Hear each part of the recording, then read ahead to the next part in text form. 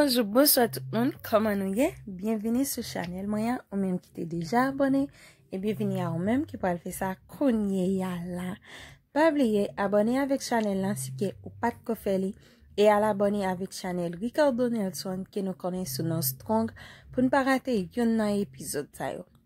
Comme nous te ouais, dans l'épisode qui s'est passé, que d'autres tapé c'est bois c'est Jimmy, et bien d'autres te bois c'est Jimmy, l'été prend comme blanc, l'été bay Jimmy téléphone.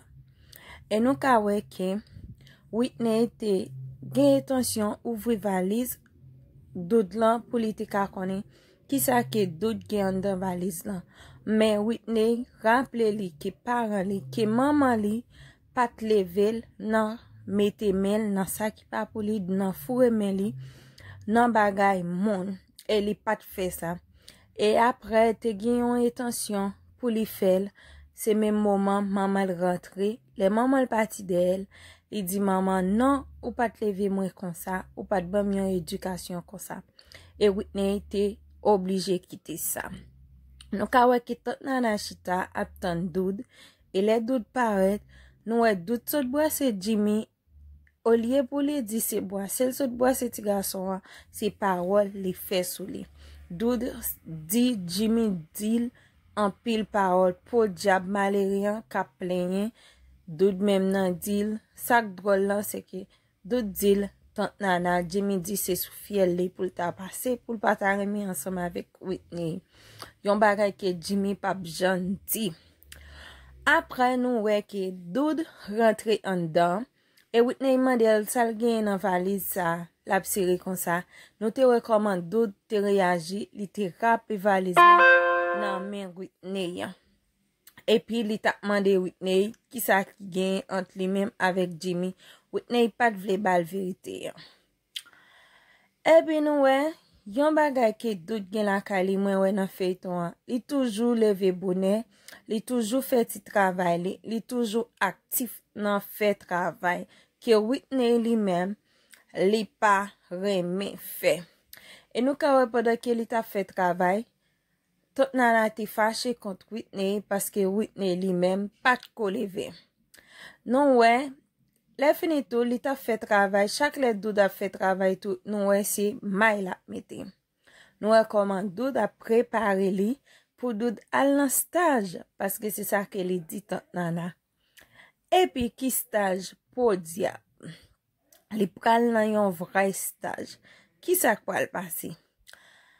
Pendant que doud chita li prale sorti pour la nan stage que nous connaissons que c'est Kay Ricardo, un bien Whitney te avoué que li même a Jimmy ensemble.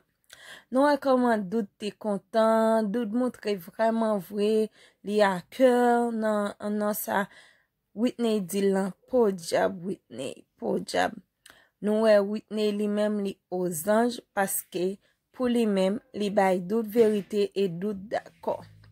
Nous les doud rive de yon, comment doud te fâché, doud prête pour l'écraser bloc yo, tellement la fait colère, doud vraiment nervé. Et puis, doud rencontre ensemble avec Jimmy, pendant que li répète yon mot, Jimmy dit, et à qui est-ce qu'on parle, et les a doud te changer, doud te vin parler avec Jimmy, au moins félicité parce que Whitney dit moi ensemble avec lui, pourtant underdood ça a mangé. Nous tant nana tiré les Whitney pour lui te continuer parler ensemble avec lui et tout nana te prend plaisir dans descendre Jimmy, dans blaser Jimmy que tout nana par contre ici ticket petit lian a bouleversé pour Jimmy. Si Whitney gen un ti boule nan kel pour Jimmy.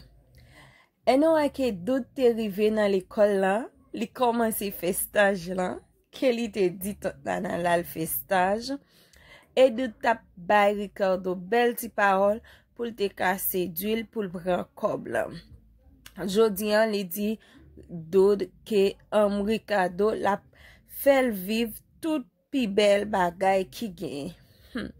An nou konen, an gade ki sak pral gen, Et puis nous ka wè ke Jimmy te veye tot nana sorti, li te rentre al wè Whitney.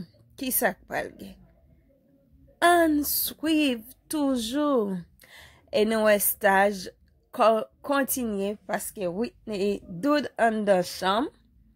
Men pou diab Ricardo, doud semble pral soule Ricardo pou l'ka pran koblan. Nou Ricardo nan tiwa, mpa konen si se koblan lap kontrole ou si se koblan lap sere, men li nan tiwa. Et nou ke doud li men, met yon poud nan juyan. Padan ke li a boasel, cousine Ricardo an vin paret.